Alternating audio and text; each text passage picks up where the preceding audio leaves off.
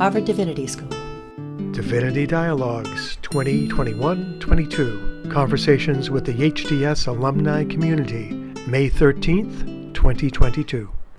Good afternoon, friends. Thank you. So let's have a round of applause.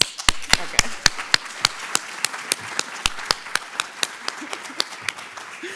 Fantastic. Hello again to all of you gathered here at the HDS campus in the James Room of Swartz Hall. My name is Chandra Muhammad, and I am the Associate Director for Alumni Relations at Harvard Divinity School. It was my honor to present the Gomes Honors to 5 remarkable recipients just a short while ago in the Williams Chapel. And now we all have the distinct honor of hearing from each of them in this installment of our Divinity Dialogue series, hosted by the HDS Alumni Council. Divinity Dialogues was created by the Council in 2012 to showcase the inspiring personal and vocational stories of our alumni. So first we will hear from this brand new 2022 cohort of alumni recipients for the Gomes Honors. Michelle, take it away. Thank you, Chandra, and thank you everybody else for being here. It's, again, such an honor to be on stage with these wonderful alumni. And again, my name is Michelle Goldhaber, and I'm a 2005 Master of Divinity graduate of HDS and the chairperson of this year's Alumnae Council. So this afternoon, we will have the pleasure of hearing from each of our honorees, and these amazing alumni sitting next to me will be sharing a bit of their stories, not everything, but a bit of their stories today. We only have a short time, unfortunately, but we will definitely benefit from getting even a glimpse into the lives of these amazing individuals. So I'm excited to once again present to you on screen Marcus Briggs-Cloud, MTS 2010, Katherine Collins, MTS 2011, Tori Murden McClure, MDiv 1989, and Kareema Scott, MTS 2004. So thank you all. And first, I'd like to ask you to reflect on your experience as a student at HDS and how it prepared you for the professional and personal journeys that got you to where you are today. And Katherine, why don't we start with you if you're ready? Absolutely. Well, for me, the thing that came to mind when this question was prompted is the first meeting, the first day, the first minute of the first meeting of the first day that I had with my advisor here on campus, Professor Michael Jackson, assigned to me, sight unseen for both of us, and the very first thing he said to me is, please be sure that you bring yourself into your studies here. Don't leave yourself at the door. Include your wholeness of your experience and your life in your studies here. For some folks here, that might sound very matter of fact, but like many people, I had been trained my whole life that if you wanted to be smart, the whole goal is to separate yourself from the thing you're studying and keep it out here and pretend that you were being objective. And so it was a really important thing to hear on my very first day. All the more important for two reasons. One is that when I told my friends in finance I was coming to Divinity School, they were super supportive, but they all kept saying things like, "We're so glad you found your calling," which is kind of nice, but it sort of implies farewell. You know, you are leaving our shores and going somewhere far away. And when I arrived here, I heard almost the same thing in reverse. My friends at HDS kept saying things to me like, "We're so glad you've seen the light." Which is kind of welcoming and a tiny bit mean. But the same idea of like, oh, these are two very separate things. And the whole reason I wanted to come here was to explore the intersection of my profession and the ideas that I was going to encounter at HDS. And in fact, I wanted to start with the premise that they were already connected and we had sort of pretended otherwise. So hearing that on the very first day from the very first person of authority I was encountering here was really important. The second thing that really helped me to uncover, and this has stayed with me to this day and all these years of practice since, is it turns out it's a lot harder to connect yourself to your endeavors in such a deep and consistent way. When something is part of you, it no longer is something you can kind of hold at bay. There's a lot of pain that comes with that. There's a lot of introspection that comes with it. It's much tougher work. But if you want to do something creative and courageous in the world and not just at arm's length, this is what's required. And so that set me up for all of the different lessons I learned here, the brainy lessons and the heartfelt lessons both, and that's what's carried through to this day. Great, thank you so much. And Tori, would you like to Sure. answer the question? Tough act to follow. When my first great adventure happened when I was a student here at Harvard. I skied to the South Pole my last year in my MDiv program, and I had to go to my thesis advisor and say, could I have 2.5 months off in my last year here to do some field research for my thesis? And he said, what is your thesis topic? I said, the theology of adventure. He said, where are you planning on doing this field research? Antarctica? Ms. Murden, there are no theological libraries in the Antarctic. What are you up to? And I explained that no woman and no American had ever skied overland to the South Pole, and I was sure I could get a thesis out of it because Jesus went into the wilderness. All these people went into the wilderness, right? I'm just going to go into the wilderness, and I'm sure I'll get a thesis out of it. Well, I ended up rowing across the ocean, and then I wrote a book about my explorations, and there's this scene in my book where I'm defending my thesis here at the Divinity School. And 2 people turned my book into a musical. So there was a song titled, In My Defense. And I feel like so much of my life is in my defense. And what is so poignant for me is the memory of Peter Gomes. And I'm sure we all sort of racked our brains, but I found a quote by Peter which is so telling. It is far easier to honor the dead than to follow the living, which is what I think you were saying. And so we take the dead to our bosoms, for there they can no longer do any harm. Yeah. We can translate a living, breathing, both noble and fallible human being into a heroic impotence, satisfying our need to both admire and be protected from something larger than ourselves. And if there was anyone who defined intersectionality, it was Peter Gomes. Yeah. And he demands that we be larger than ourselves. He demands that we find the love and the courage and the best to be brought. So in my defense, it was Peter's fault. Thank you, Tori. Thank you. Kareema. I echo what both of these ladies have said. I think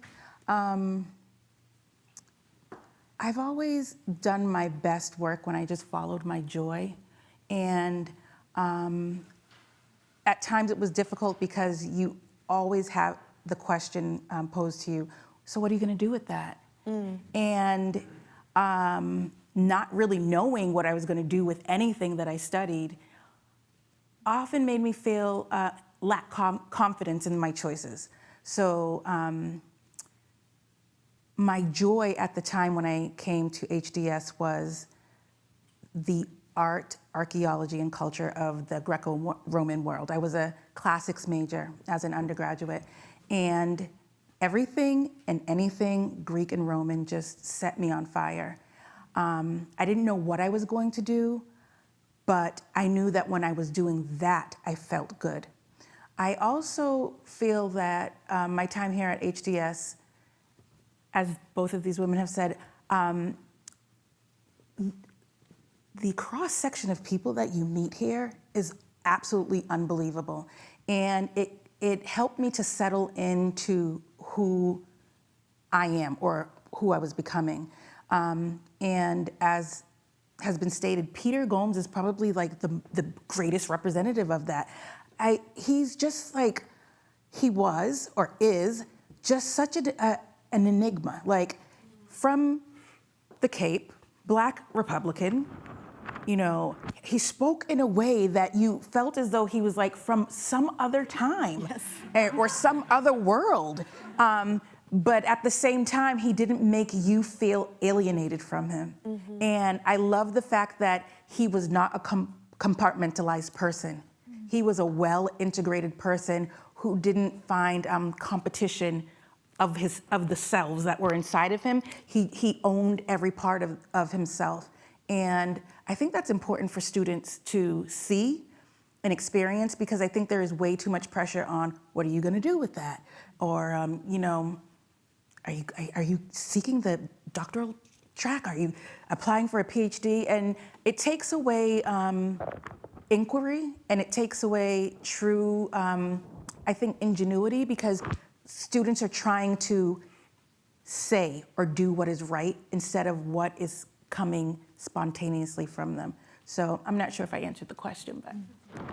But he didn't just own himself. He loved He himself. loved and there was himself. nothing off-putting about that. At all. No, just- At yeah. all. He felt otherworldly, but you didn't feel alienated from him. And it was a beautiful experience to know the Reverend Peter Gomes. Ooh, that was good. Beautiful. Thank you, Kareema. Marcus. So if kan vaskiola doen amalege do uza kodun do es hudal galgi puji do es moen konibalgi en ko wakki do es se man puidagi hokole no zayat nakang ko se de state kim bona ga mention bona ya ga yat sigodos. I first wanted to mention that that Dean Himpton's course, I took a missiology course with him, and it was one of my favorite courses. So I survived it with joy. And then I wanted to mention just a few things that I think my time at HDS was a major culture shock for one when I first arrived, and then one of my favorite things about the experience was the intellectual rigor and the compassion that simultaneously occurred among my peers. I took courses over at the law school and the Kennedy School, and I lived with people that were in a graduate housing facility from the business school, and I didn't experience the same kind of compassion in the discourse with other people, and I appreciated that commitment that folks had to the inquiry and in exercising, wanting to place their thoughts on the table, but to do it in a loving way. It's not something that I have found everywhere I've been around the world, but it's something that I carry with me wherever I go, and I will always appreciate that. I wanted to mention too that in my last semester, I was trying to promote Muskogee language. I've always been committed to the revitalization of Muskogee language, and the school was at the time not willing to acknowledge my language as, and so fortunately I had a lot of help, support from Ann Browdy and Charlie Stang and David Carrasco and Michael Jackson that really were in my corner to show that Muskogee language is theological, it is scholarly, and that my life's work surrounds it, and that it should be recognized. And so Dean Graham and Assistant Dean Jane Smith at the time, they all supported this work, and I take that with me. Whereas and in the past I may have been a little shy to stand up for what was right, but that moment, that experience really has helped me, instilled more confidence in me, and to continue going when adversity comes my way, especially as a minority person. But I want to also mention that I didn't take Dan McCannon's course, but I heard a talk that he gave one time, and he was talking about intentional communities. And I said, oh, that actually has a name of the things that I'm wanting to do for my own people, to create an eco-village. And that opened me up to the Global Eco-Village Network and other intentional communities to continue the work that I'll mention later. And just since everybody is commenting about Peter Gomes, and I am so honored to be a part of the other folks that are honorees, I would go to Peter Gomes's place for tea, and it was a source of, anytime I was feeling down, I knew I could go there and be lifted up by Peter Gomes. He always had something positive to say, and he spoke with such authority and confidence that everything was going to be okay, no matter what we were going through. And I continued to go see him and had the fortune of hearing his inspiring words at our convocation.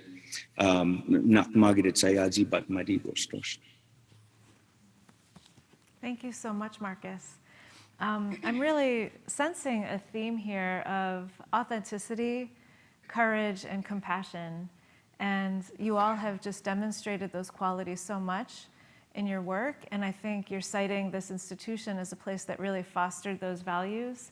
I know that that's something that really deeply resonates with me too when I think about HDS.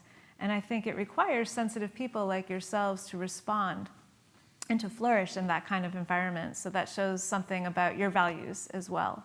So that leads me a little bit to my next question, which is, if you could, please share an example of how spirituality and connecting to and caring for the earth intersect in your work and lives. And you can take that in any direction you'd like. And Marcus, shall we start with you this time? Oh, I think I just talked a while, but sure. Yeah, when I was in my early 20s, I was asked to teach Muskogee language at the University of Oklahoma. And I got excited, thinking I was going to be able to contribute to the longevity of my dying language until about the third week of the course. I realized that nobody ever learned to speak a language sitting in a classroom. And so I went around the world. I was hoping to study Indigenous language immersion methodologies, but what I actually found was that we were experiencing this overarching issue of obsolescence because we interface with the settler colonial societies that have an abundance of vocabulary that our own languages don't have. And so what I found was first issue, or the first way that communities were addressing obsolescence was that they were letting the language die. In the US context, there's 153 native languages still spoken, but only 20 are expected to still be spoken by the year 2050. And so the second approach I saw to obsolescence was that communities were assembling these long lists of words. They would put committees together to find approximations for all these terms that until I realized, like, by the time you dump 3,000 plus words into your lexicon that are inherently premised on post-industrialization capitalist ideology, that you deviate so significantly from the traditional ethos that our ancestors left to us in the first place, that it begs this question, like, why don't we just speak English if all we're going to do is whitewash our language? And so from that realization came the recognition that we're going to have to recreate the society in which our language once functioned best. And that's a society inherently premised on intimate relations with the natural world. And so I knew that we had to come back here to our homeland from which we were removed in 1836. And we did. We came back here and we started a language immersion program. We were able to reacquire now 1,240 acres of our homelands, and we do natural building and regenerative agriculture with endangered species such as buffalo, bison, and sturgeon, which are sacred to our people, and endangered livestock breeds such as guinea hogs and San Clemente Island goats and other chicken breeds, etc. And we're an income sharing community here, so we all live on $400 a month, regardless of education level or skill set, and that's to constrain our participation in capitalist consumerism that's all tied to extractive economy that harms Mother Earth and all of our relatives here on the earth. And so we are able to embody the values of our people every day to live as a full-time Indigenous community here, and not compartmentalize that way of life as colonialism would have it, to just be an Indian on the weekend. And so I feel that I was prepared all through HDS. I was working toward this goal. It's a 19-year-old vision, and that was on the forefront of my mind all through that experience on campus and 5 years ago. And I love being back here in our homelands and living this way. Thank you so much, Marcus. And I feel like I probably speak for all of us when I say we're so privileged and honored to see at least a snapshot of where your work has led you all these years later. And it's very inspiring. So thank you so much. And thank you for participating, even with the live stream. It's really wonderful to have you among us. Would anybody like to speak next? I'll speak Kareema? next. I took a Uber here this morning, Uber Black. I was like, I'm going to take an Uber Black today. And it was a very interesting route that the driver took. I think he was trying to avoid traffic, but interestingly enough, it basically traced the areas that I frequented as a young child. So I was born and raised in Boston and grew up in Mattapan. And the garden that I ended up, the community garden that introduced me to this work is in Mattapan and has been there for decades, but I didn't know it. It's one of the largest community gardens in the state of Massachusetts. So as I was, I rode by my, my preschool and made my way, to Harvard, and it gave me a feeling of I really do belong here. So that's one thing. But in terms of spirituality and the earth, I don't think you can get any more spiritual than doing earth work. I call myself an earth doula because the earth knows what it needs to do. The seed is already coded, and just as a doula would, a doula is not a midwife, but it's a doula helps the laboring mother through the process. So the earth doesn't need my help per se, but I am there to help with any little kinks. And because the seed is coded, it knows what to do. That seed does not need my direction. It just needs me to provide the right environment for it. I'm mostly interested right now in crops that were brought to the Americas from Africa with enslaved Africans. My favorite right now happens to be okra. And it's very symbolic of the resilience and the forethought, I think, that my ancestors had to know that they were going to take these seeds and bring it to this new place. There are stories of some enslaved women having the seeds braided in their hair so that it was transported with them. And, you think of gumbo, which is so you go to New Orleans and you think it's like this American food, but you realize that there is such a cultural connection that we don't speak about. So right now I am interested in seed saving. And I think it's sort of similar to what Marcus is doing in the sense of there are a lot of crops that we no longer have because we live in an industry where things are mass produced so that you like kale and they're just gonna make this particular kale. Or should not make, but grow this particular kale. And there are hundreds of varieties of foods that are dying. But there are elders in our community who have maintained these seeds or growing of these products. So right now I am doing Sea Island red peas that comes from the Gullah Geechee community of Georgia and South Carolina. And I'm also interested in collard greens and okra. But the cowpea, the black-eyed peas came from Africa. So I feel so connected to people that I don't know and people who don't know me. But it's a very religious experience to trust in the process of growth. That this little seed is going to emerge into something so far removed from where it began, and it can nurture you and sustain you. And that's what I want to bring. I want to allow young brown and black students, children, to know that there is dignity and integrity in earthwork. I think that the transatlantic slave trade really stripped the joy of working with the earth from people of color. Our, even now, our food system, our foodways are really premised on people of color harvesting our food.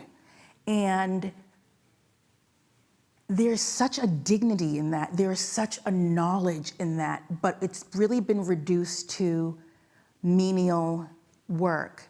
And I want to bring the pride back to that. So that's what my focus is, to learn the ways and to teach the ways. I love being a student, so learning the ways is actually very fulfilling for me. Well, thank you for that, because I mean, the challenges of patenting life and seed companies suing people for keeping seeds, and I think we have to turn to our Indigenous friends that have a leg up on the law to say we need to keep that form of life free. But as you were talking, I was thinking about Peter Gomes as a doula to the seeds of the students at not Spalding. I want to say Spalding, Harvard. I'm the president at Spalding University, and so students at, it just comes naturally out of my mouth. But when I was a student here, a Buddhism professor said, if you must have an ego as big as the Himalaya mountains. And I was like, I railed against that. That did not seem right to me. And I decided that it was a gender issue, that, you know, women couldn't do that. And I went to work for Muhammad Ali. And if there was anyone on the planet who had an ego as big as the Himalaya mountains, it was Muhammad Ali. And Muhammad and Peter sharing that sort of gene that said, I am who I am all of who I am, and that's a really cool thing. And they were both the most compassionate human beings I've ever known. And I was talking with a student earlier about, you know, the Latin pati is suffering. So what you're passionate about, you're willing to suffer for. The prefix com means with, the willingness to suffer with another. And I don't think we turn away from people in pain because we don't care. We turn away from people in pain because we don't know what to do. And I choose to be at Spalding University in Louisville, Kentucky, because it's the center of the need. It's an under-resourced institution in a place where issues between Black and white Americans are still very tense and rife with lots of pain and lots of history. And so that's where I choose to spend my time. I'm so grateful these two themes have come up in the last few minutes here. One is the seeds, right? Like what are we planting? What are we nurturing? How are we serving in that way? And then this twin of pain that kind of weaves through. And I will say again, this theory of this concept of reconnecting, but remembering, like literally putting back together in a very physical way in some cases, all of the pieces and not just keeping them at bay is a really big theme for me in HDS. So this question of where do I go with my heart? Where do I go with my grief is another big question that this community has given me some space to address. Just as I was finishing my studies here, I was delving deeply into the field of biomimicry, which centers around this question, what would nature do? And it's asking that in a literal way, but also in a metaphorical way. You know, if you're creating a new process or product or seeding an idea in the world, what could you learn from the wisdom of nature, the great library that nature is for us, not just a warehouse of stuff, you know, to be kind of harvested and extracted. I wrote a whole book about these ideas, and then I was so excited to share them with the world, and it learned a very humbling lesson, which is that if your name is not Peter J. Gomes, it turns out very few people want to hear your sermon. So I was out in the world trying to, you know, kind of share these great insights, what I thought they meant for business and investing, again, not only in what we invest in, like what we're rooting for, but also how those processes actually work and rerouting the processes as well. So it turned out people needed a really different on-ramp for this conversation than I realized. So let me just recap for y'all. If I start talking about finance and, you know, retirement planning and spreadsheets and basis points, like even by the time I finish the sentence, like I myself am squeezing up with anxiety. You know, finance language is the language of scarcity for the most part. It is not a generous, abundant kind of language. But if instead I ask everyone, let's take 5 seconds, just do it together.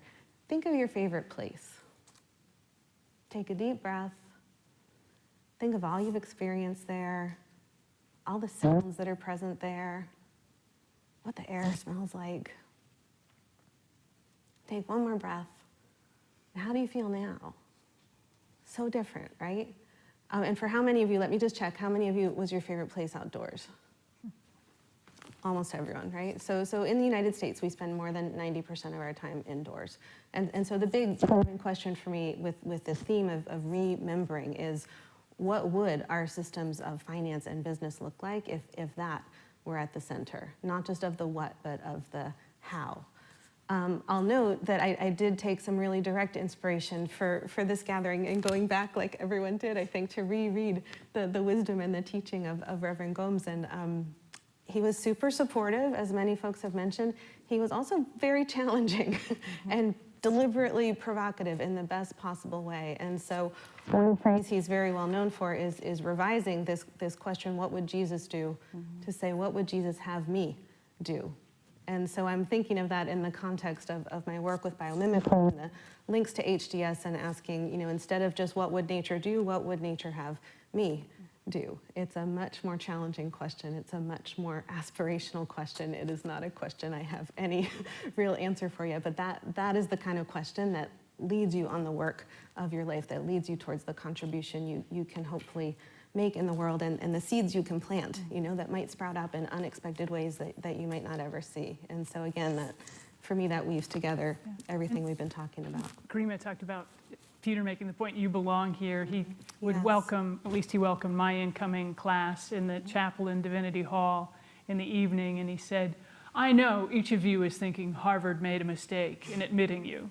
You need to know Harvard does not make mistakes. And he followed that up with, I'm sure each of you is thinking you are the least intelligent person in the room. Fear not, only one of you is correct. And he just had a wonderful humor. And as we were preparing for today, one of the things, do we need any trigger warnings for things you might say? I'm like, it's an honor ceremony. How triggering are we supposed to be? But I thought of the most off-color thing Peter Gomes story I could think of. And there was an evangelical minister here speaking, and Peter was hosting him around, and they were discussing different Protestant faiths, and that in some faith traditions, God's a little more inclusive and a little broader, and in other faith traditions, God's a little more narrow. And Peter turned to this guy and says, mine's bigger than yours. That's awesome. That's really awesome. Can I just say one more thing? My second day of orientation here was 9/11. And yeah, it was, and I remember I didn't come to school that day. I came the first day of orientation, and then the second day was 9/11, and I happened to still be home. And I mean, everyone's world changed after that. But I remember Peter being this comforting voice. I mean, nobody knew what was going on, and it was absolutely terrifying. But I don't know, I felt like I was at the right place at the right time. If ever there was a time for me to be in this environment, it was then, and I'm really happy that I was here at that time. Yeah. Thank you so much, Kareema. And we share that because we were in orientation at the same time. Yes. So very strong memories and a very auspicious time to be starting at this institution. I want to ask one more question, and I'm going to go off script a little bit. The scripted question is any advice you would give to your former selves. But I'm really compelled by Katherine's question about what would Jesus have you do, but obviously maybe reframe that question so it fits your spiritual beliefs or your religious beliefs or your cosmology, however you will. Or maybe the earth. What would the earth have you do now? And maybe a tag to that question could be, if you could just dream your most impossible dream, the most beautiful dream for your work with the earth, or how you envision the fruits of your labor, what would that be? What would that look like? What is your vision? What's your dream? I hope to be an old lady somewhere and bumping into former students or people that I inspired to do this work. That's one thing. The other thing that I would like to see happen is we're so manicured, I think. Like we're really a society that, I mean, I like nice things too. But aesthetics has taken over our lives. So when you think about nature being balanced, there are parts of nature that we are taking away because we don't like it, you know? Like, is there a pesticide for this? Or is there, and you, without knowing that, you take that away and you're disrupting the whole entire chain of being. And it's gonna land on us. You think someone came. Gotta go to the beekeeper. Yeah, exactly, exactly. Someone came in to my house and said, "I noticed you have ants outside. Do you want my service to get rid of them?" I'm like, "No, they're outside. That's where they belong." So this need of it was very odd, but this need to have everything so manicured. And if we allow nature to guide us, we're stewards of the earth, but in fact, if we follow nature, we'll find ourselves in a better place than us leading the pack. So. Yep. When I was preparing to leave to ski to the South Pole, Peter said something to the effect of, "Leave this troubled world and seek the safety of the mountaintop." And I thought he was being sarcastic.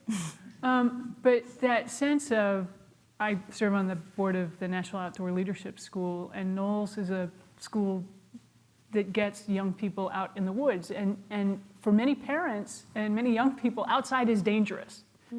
And our sense is outside is dangerous. And I'm like, no, this world is dangerous. And the interpersonal challenges are far more threatening than anything you're gonna find on the mountaintop. But I feel like I gotta hand it to the beekeeper, because. Well, I would just counter that last point. We were joking beforehand. One of my friends texted me during this morning, said, "Please don't get in a boat and start rowing. I know you can't do it." So yeah, so the outdoors does have its limits, but yes, this idea of that is at the heart of today's gathering of turning to nature for wisdom, for solace, for healing is key. I think my dream, in a word, would be wholeness. Right? That this weaving back together actually would occur. And it links very directly to the quote that Dean Hampton mentioned this morning, the writing and speaking that Reverend Gomes did on hope.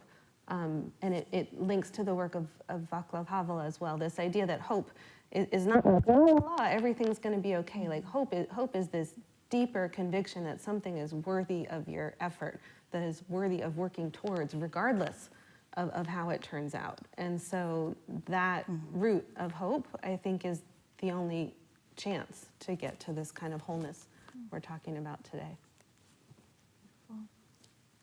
Marcus.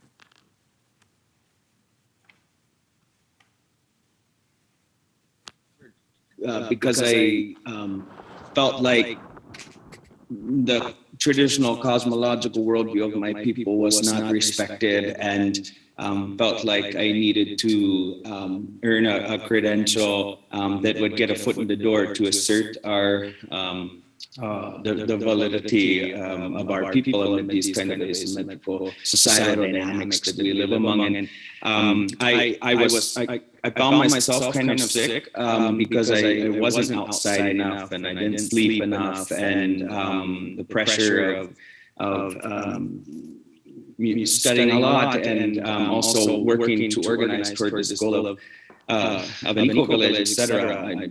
I've been working on this a long time, but now I feel, our traditional building techniques is not timber framing, but we adopted it because here in our eco-village, because it coincides with our traditional values, because we can go out into the forest and select trees based on species population densities in the basal area. But then we have a ceremony with every tree before we fell it. We exercise traditional tree communication, and we teach that to our children. Then we follow the trees ourselves, and we skid them out of the forest ourselves and put them on the sawmill here in the village to avoid all that embodied energy, fossil fuel consumption, and carbon emissions that would have been required to import the timber from off-site, for example. And then we use straw bales, and we use earthen plaster here, the clay from right here on site with sand and wheat straw and buffalo poop for the exterior coat of the straw bale walls, etc. And we build earthen floors to keep us thermally coupled to the ground.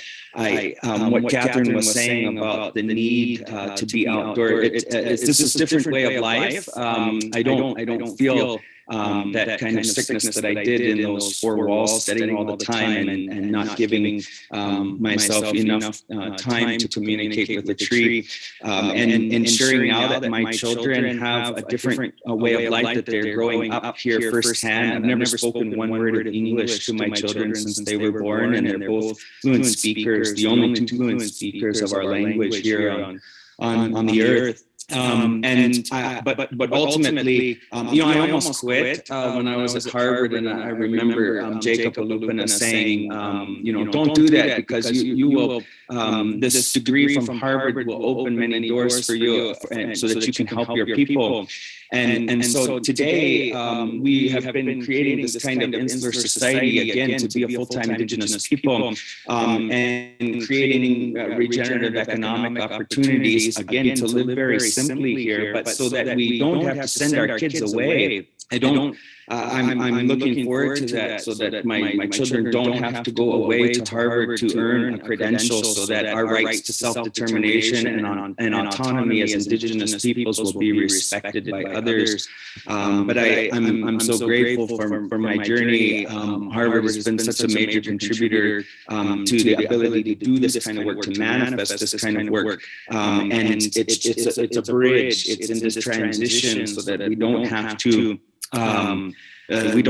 to live in this kind of extractive capitalist model. For our people to live into our values, because my children, as we're teaching our traditional worldview through our language immersion school here, they ask you questions. Well, if we believe this and you teach this value to us, why do we do it? Why do we do this? And so. It always challenges us in the built environment, in our regenerative agricultural practices. We're building this eco lodge here that's going to meet the living building challenge, just one of a handful of buildings around the world to do that. Sourcing materials, we're always filtering through the lens of our traditional worldview and ensuring that our grandchildren's grandchildren will inherit this place in a good way and can live in right relationship with the natural world. Well, thank you so much. And again, I'm so indebted to all of you for the incredible and inspiring and healing therapeutic work you're doing for the earth. And as representatives of this HDS community, I'm just so pleased and congratulate you all again. And thank you for your time. I'm going to hand it over now to Rosalyn and Rebecca to continue the conversation. And we will hear more from these illustrious individuals in the future. Thank you.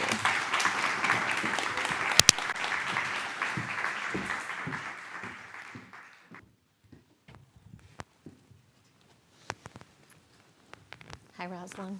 Hello. Hello again. I'm Rebecca Wilson-Stein, and I'm a 1996 Master of Divinity, or Master of Theological Studies graduate from the Divinity School. And today I'm representing the Gomes Honors Committee from the Alumni Council. It's my pleasure to be sitting here with this wonderful person, Dr. Rosalyn Lapierre, an award-winning writer, an environmental activist, a member of the Blackfeet tribe and Métis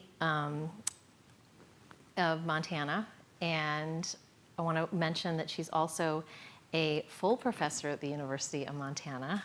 That happened a month ago. And I wanted to tell you Oki, and in Potawatomi we say Bajou. So I want to just start by saying you get the same questions everyone else does, but talk a little bit about your personal and professional journey and where Harvard Divinity School fit into that and what got you to where you are today. Okay. Thank you for the question. Yeah. And so I want to begin sort of by painting a picture of my childhood a little bit. I grew up primarily on the Blackfeet Reservation in Montana, and I am often asked the question of like growing up on a reservation or being in a tribal community and what it is like. And I think many of us who come from different communities than sort of the American, I guess, suburban community, we often get these questions of what is life like, as if it's exotic. And I just want to begin by saying that to a large extent, I had a very ideal childhood. You know, I grew up on the reservation mostly, but also within Blackfeet territory. I lived primarily with my grandparents and my mother, who was a single mother. We spent most of our time outdoors, as we were just talking about. My grandparents, their first language was Blackfeet. So I was immersed in a community where English was a second language and Blackfeet was the first language in our community. And my grandmother had been trained as, and what we would say today in the academy, ethnobotany, but she was in our community considered a doctor. And so she was very knowledgeable about plant life that she had learned from her grandmothers and their grandmothers. And so it was knowledge that had been passed down from generation to generation. Because our family spent a lot of times outdoors, we spent a lot of time going on what we'd say today picnics. We didn't call them picnics then, but sort of we would just kind of take everything and go outside and spend the entire day doing those things. So to a certain extent, my childhood was really, you know, idyllic. It wasn't until later, of course, in life that I was like, oh wait, we were poor. Oh wait, we were like these kinds of labels that folks put on you that I learned later. So in addition to that, though, you know, my family were also survivors, right? They were survivors of cultural genocide. And so they had all experienced, all four of my grandparents were born not citizens of the United States, right? They were all forced to become citizens of the United States against their will. Many, with the, if you don't know, the American Indian Citizenship Act. So most Native Americans were not citizens until they became citizens in 1924. All four of my grandparents went to boarding schools. As part of that boarding school process, they were told not to speak their language, not to practice their religion, to change their relationship with the natural world, to not pray anymore in their language. And so that, not only my grandparents, but also my parents had that same experience. I am the first kind of generation that did not attend boarding schools, and there was a little bit of change in kind of that educational process, but we still experienced on the reservation an English-only educational system where, you know, Western education was really used as a tool of cultural genocide against not only the Blackfeet, but Indigenous peoples. And so sort of layered kind of on that idyllic kind of childhood, I also had this other experience of living with people who were recovering from trauma. And so that was very much a deep part of their personal lives that I would argue people are still coming to terms with today in many Indigenous communities and still trying to address. And so as I was growing up, one of my, and I hate to use this word like escape, it wasn't really an escape, but one of my escapes was through math and science. And I loved math and science, and I went to a small college that had come to the reservation to recruit. I never would have heard of this college. It's Colorado College, a small little school in Colorado. But they went to the state of Montana, and they went to all reservations, and they were recruiting kids to come to that school. And so that's how I heard about them, and I went there. And while I was there, I got an undergraduate degree in physics. because I loved science. And it was really, I saw in my mind at least, this connection between what I had heard from my grandparents about their cosmology, their worldview, the way they saw the universe kind of work, and physics. So I saw this in my mind. I'm not sure if anybody else saw it in their mind, but I saw these connections. And then kind of fast forward, as I went further in education, I stepped away a little bit, but not too far, from physics to then think about, again, sort of cosmology, worldview, kind of all of these connections. One of the things that I saw was a connection then between the way Indigenous people viewed their world through a religious lens and viewed that cosmology. And so then I became really interested in religion. And as I went for my PhD, that sort of led me, connecting the dots to lots of other places, including here, to work on some research that I was interested in, primarily that was addressing, going back in time, addressing, looking at how the impact of cultural genocide on Indigenous communities also impacted our relationship with the natural world. It impacted the role of women in Indigenous communities. It impacted the role of Two-Spirit people, and how today much of what is going on in Indigenous communities is an effort. We've heard this term, remembering, right? Revitalization, reconnecting, reestablishing these relationships that were often severed during this process that occurred, that was intentional, right? The United States government intentionally wanted to sever these relationships between Indigenous people and the natural world. It didn't just happen. We didn't just, quote unquote, like lose our language. It wasn't lost. It was taken, it was stolen. So this kind of, I think that today I'm optimistic and positive about this because I see a lot of young people, their interests are in this idea of reconnecting and revitalizing these relationships that, again, were intentionally severed. Right, and going back to Katherine's term, remembering the body of people and their connection to the land and to language and to spirituality. It's all one thing. It's not separate. Thank you for that. So would you like to share an example of how all of that and sharing spirituality, connecting and caring to the earth affects all of that connects in your work and your life now? So one of the things I'm interested in as a scholar now, I mean, I'm interested in what other people are doing. And so one of the things that I'm really interested in now is how Indigenous people, especially women and Two-Spirit people, are recreating places of spirituality and religious practice, especially places where environmental protesting is happening. And I think that one of the things that we are seeing increasingly in Indigenous communities, and I think most people have witnessed this again in the last few years.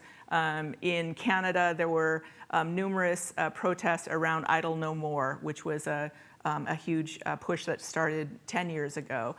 More recently, 5 years ago, we saw the huge protests at Standing Rock. One of the things that happens at many of these protests is the very first thing that happens at many of these protests is sanctifying the land on which the action will happen. And as we probably know, as most people don't like say, Indigenous people don't like saying they're protesters, but protectors, right, of land and water and resources. And so just this idea of before we even have this action, we're going to first sanctify the place where the action will happen. And that oftentimes, especially in some of these actions such as Idle No More, which were led by Indigenous women, is they show up wearing their traditional clothing, they show up with their own religious iconography, and they sanctify the place, they sanctify the action, and then they have the action. And so that in Indigenous people's minds, at least, the protesting is not protesting. It is participating in religious practice. Right.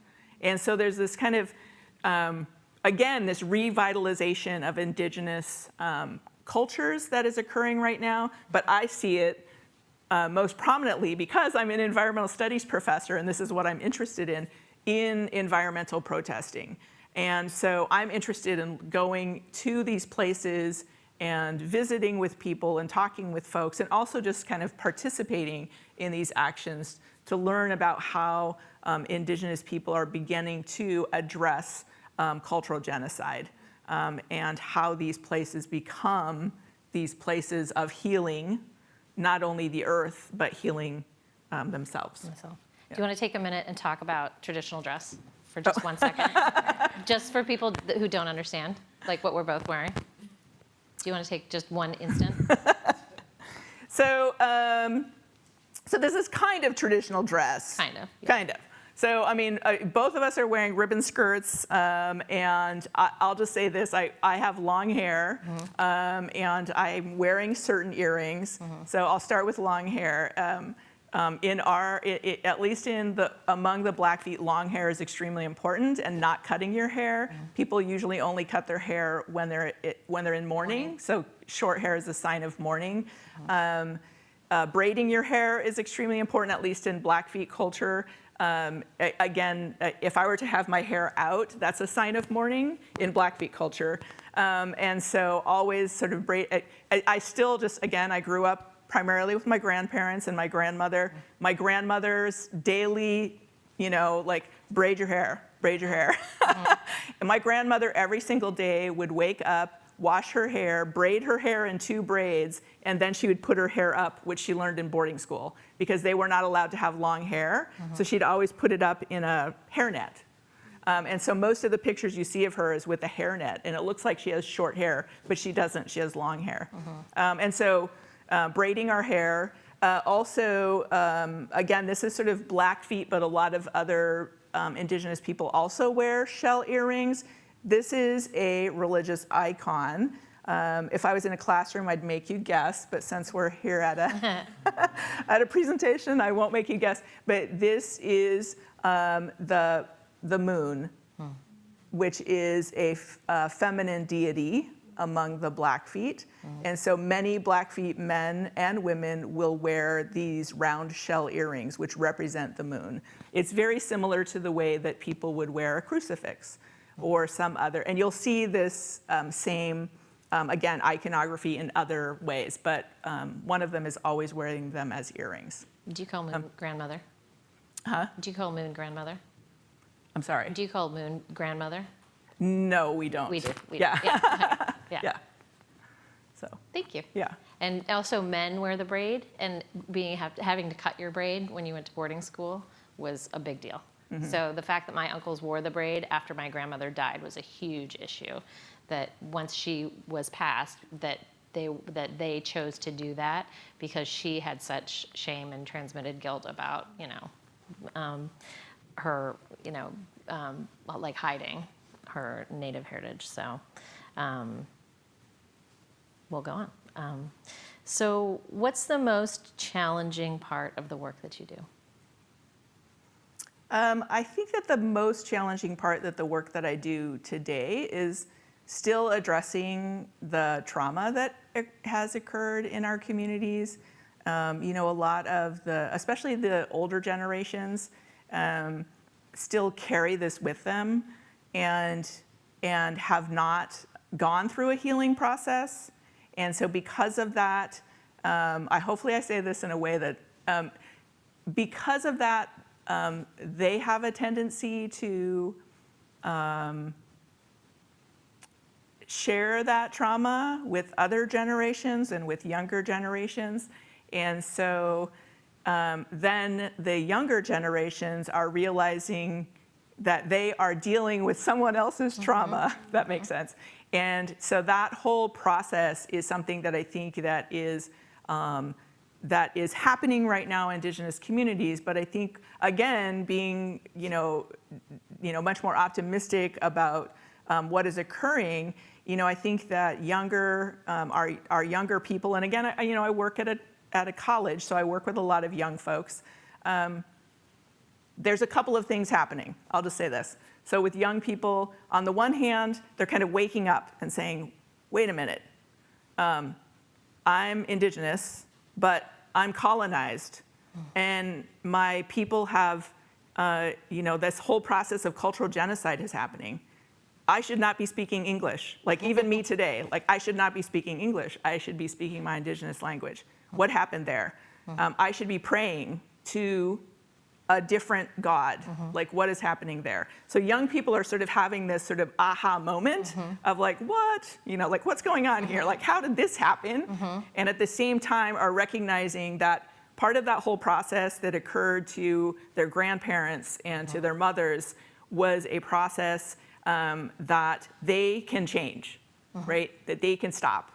And that they need to, or that they are, I should say, not that they need to, that they are now recognizing that one of the things that they are interested in doing is reconnecting with two different things. They're interested in reconnecting with the divine from their own Indigenous traditions, and they're also reconnecting with nature.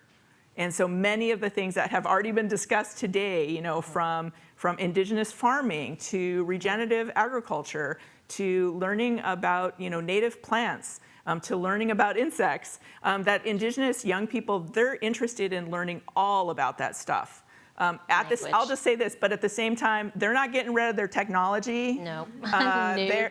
But they're using it. They're using their technology, yes. So they want to take the best of both worlds, but they really want to be able to reconnect with that natural world that was intentionally severed from their grandparents. Yeah. And in the last 2 minutes, do you want to tell her 5 minutes, 2 minutes, 5 minutes? Do you want to tell us what's the most rewarding part of what you do? Oh, I love traveling. So most rewarding to me is I love going to sacred sites. I love going and visiting not only my own community sacred sites, but other people's sacred sites, and really kind of going there to visit with people, but also to feel those places. And I know lots of people here, especially at the Divinity School, love doing that as well. And going to those places, especially sites of pilgrimage, sites that have importance. And I'll just say this, when we often think of places, when we think of places of sacred sites or pilgrimage, we often think not this continent. This continent is filled with sacred sites and places where people can participate in pilgrimage. And so I think when we start thinking about those, think of staying home here in North America and not feel like you have to go to another place. Right. So, right. Yeah. Thank you. Thank you. And Potawatomi, we say miigwech. Yep. So thank you for being here, and I appreciate you so much, and we're blessed to have you. Yep. Thank you.